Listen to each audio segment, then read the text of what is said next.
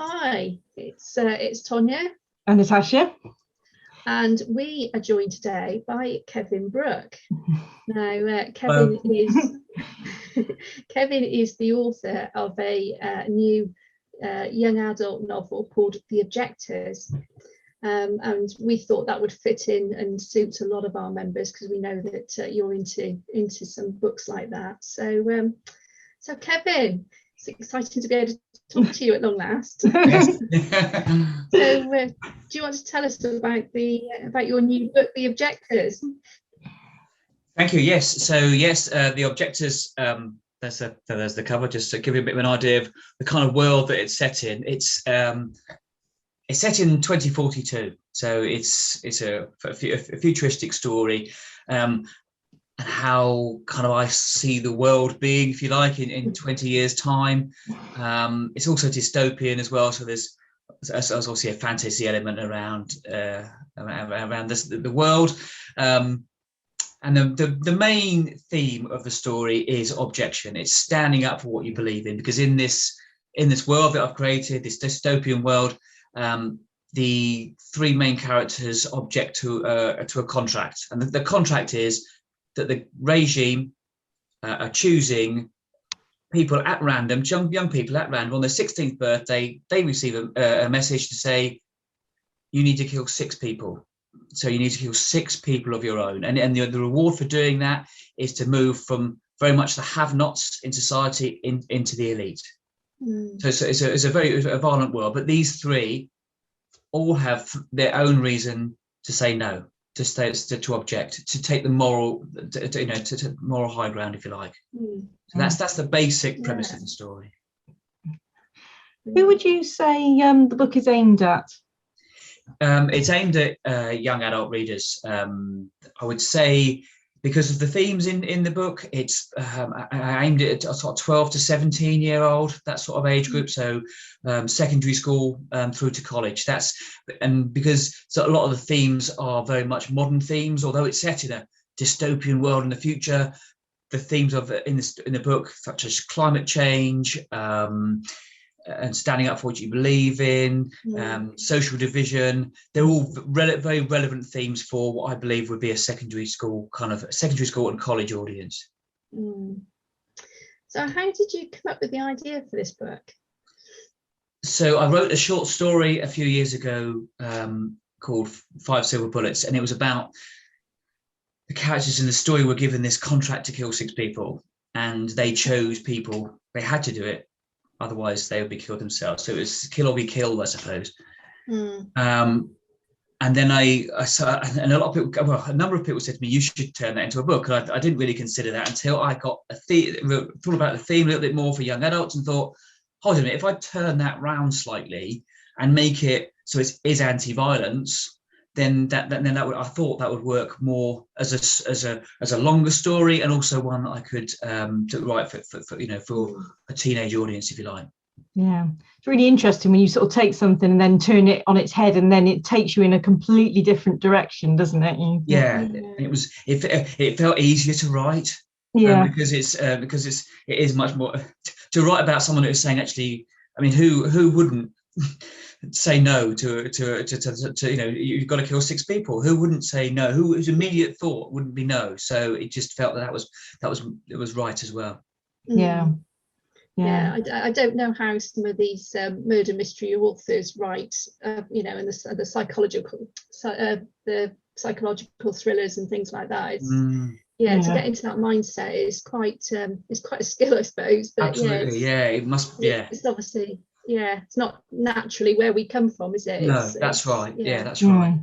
Yeah, but it also relates back to things that have happened in history. So the Second World War, people did some atrocious things, but what made them actually get to that point to do it?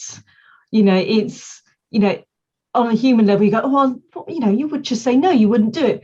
Absolutely. But what was the actual thing behind it that made them do it in the end? Because it's not something that they would normally do. And once the war was over, they went back to being really lovely people. And you think, well, it's always an interesting concept. Absolutely. It is. Yeah. So how long did it take you to write? It took a long time. I started as a university dissertation, and realised at the time that it was much bigger than that, and that was 2018. So it took me about another 2 years to write, and then about another year to get it right. So to finish the story took about 2 years, and then to get it to a point when I was happy with took about another year, incredibly. Yeah. Right. That's what we always say to our It's always writers. amazing It's how long it takes after you've written that first draft, isn't it? Absolutely. I think a first draft is great. They say, don't you? The first draft is tell the story to yourself, get to know the story, and then after then it's turning into something which would be enjoyed by others as well, not just by yourself, I suppose. Yeah. And then to refine it and craft it and notice all those things. If I move one thing in chapter 16, it affects something in chapter 3, chapter 5, chapter 10, chapter, it's trying to have the whole picture in your head, I suppose. So do you actually have a writing routine when you write, or are you just sort of a bit more ad hoc? I try and write on Sunday. Sunday's my writing day, and also I try and fit in as many hours as I can during the week. So Fridays as well, it tends to be a writing day. So Sunday's my big writing day, and then also Fridays, and then I just try and fit in as much as I can. So get to a couple of hours here and there during the week if I can. So try and write between 10 and 15 hours a week. Obviously, with the recent situation where I was on furlough and things like that, I was writing got some more hours in, but on a normal basis. So I'd say about 15 hours a week, I suppose, if I can. Mm-hmm. So what character do you like best in the story? Is there one that you kind of got a bit of a favourite for? I mean, they're very different. I tried to write, one of the reasons why it took so long was trying to, it's a complicated world, and I try to write the characters in very different ways. So Ethan is from a family of Quakers, conscientious objectors who have conscientiously objected from the First and Second World War, and so forth.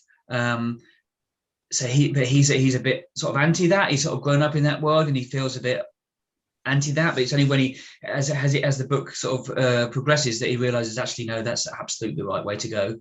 So he's a bit more complicated.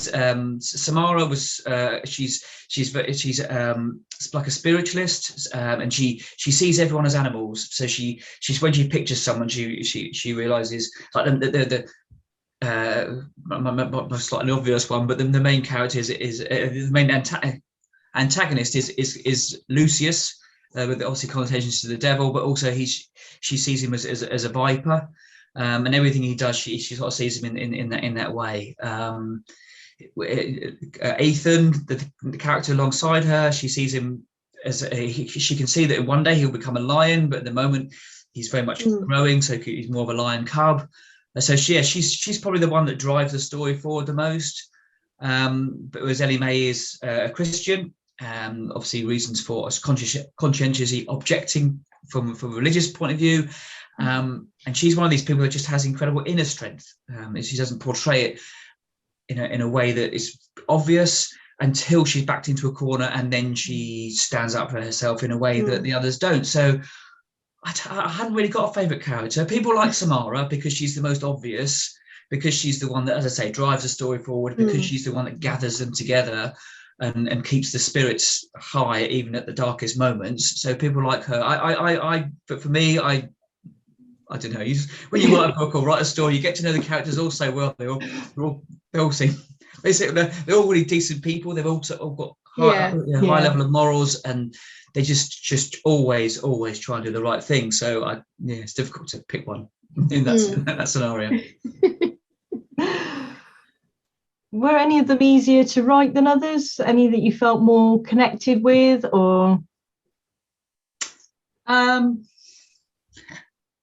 Goodness. I mean, for different reasons. I suppose when you write a character, there's always a little bit of you in there, isn't there? No matter how hard you try, there's always a little bit of you, and then maybe drawing on other people you know and do all that. So there were parts of each character which were easier to write, and then other parts which I had to sort of delve a little bit deeper and do my research, and base base them on either characters throughout history or people I've known or conversations I've had. So, or people. Sometimes I think my favourite character in a story there's ever been is Atticus Finch. And I always sort of think if I could be Atticus Finch for a day, that'd be fantastic. So you try and put your head into each character's mind, don't you? But, different. So each character was easier in some ways and more difficult in others. I wouldn't say one was easier than the other. That makes sense. So how did you come up with a whole new world? Was that easy to do? I get. Just trying to picture a world which I sort of saw. This country could be in 20 years' time. When I wrote it, started writing it 3 years ago. There was an influence of a virus. So I had to sort of tone that down a little bit. The borders were blocked across Europe. We'd come out of Brexit was happening at the time as well, so that was kind of an influence in the fact that the country was split from the rest of the world. I could see sort of resources running out, so resources running out as part of it. The climate change. There's in the story, Norfolk is flooded from the rising sea levels. They've turned off the pumps. Norfolk's flooded, and the southwest of England is the hurricane belt of the country. So I was trying to picture a world which I could maybe on an accelerated level where the country could be in 20 years' time. And there's huge piles of waste because waste is so I can see waste being a problem in 20 years' time. So there's wastelands. It's kind of, and there's all historical aspects to it. So Worcester was the faithful city in the Civil War, and in this story, Worcester is the faithful city. So I try to also draw on sort of historical aspects as well. So a mixture of where I saw the world, where I see the world could be in 20 years' time, and a mixture of history and other aspects as well, and just relevant themes if possible, as much as possible. It's interesting, isn't it, how some things that that we've had films and books written on what could happen, and things are starting to now play out. It's quite it's a bit spooky, really. It is, it is quite eerie. I sometimes something that can just be a spark of imagination and suddenly can come in. It's really crystal ball. And sometimes you're writing these things, and like myself, the ending to the story was about a virus, and they had to hide into the bunkers to get away from the virus. But then all of a sudden you can't. We've been hiding in bunkers effectively for the last 18 months as it is anyway. So I just had to, all of a sudden you have to change the plot, don't you? And otherwise it looks like you're just jumping on the bandwagon. But it's a difficult balance, isn't it? We try to get something you feel is relevant, and not too same. I've no doubt that the coronavirus will, what we've been through will feature in a lot of stories to come. This is it. It's going to, isn't it? It's bound to, Will influence things, definitely. So now I think probably this would make quite a good film. So have you thought about approaching any filmmakers? Yeah, I mean, obviously Steven Spielberg keeps it. I just just call me. Let me think about it. No, I mean, a few people have said that, and it's a nice thought, isn't it? I think I'd like to see how well it does first. So you get some feedback, sort of. So we'll hopefully be taking it around into schools in the next sort of few months. It's doing well. It's doing well enough. It's the sales are good. Kind people are buying the book. And there is some interest in lots of different areas. As I say, we did a summer writing competition based on climate change, which is one of the themes of the book. We've been working with a local college in terms of citizenship, which is an identity, which is another theme which they're looking at working on over the next few months, and that's very much a part of the story. So I'll see how it goes. We'll see how it goes. You never know. Watch this space. You never know. Maybe one day. Well, that's been brilliant. Thank you, Kevin, for that. That's I'm sure our members will absolutely love that. So we'll put up the links as well as to where can they buy the book from. Yeah, so it's on, details are on my website. It's also on Amazon and on the Black Pear Press website. The Black Pear Press are the publishers, so it's on there as well. Okay, well we'll add the links in so that so our members know where they can get the book from. Thank you. That's very kind of you. Thank you. And thanks for your little interview. It's been brilliant. Yes, thank you very much. So much. Thank you.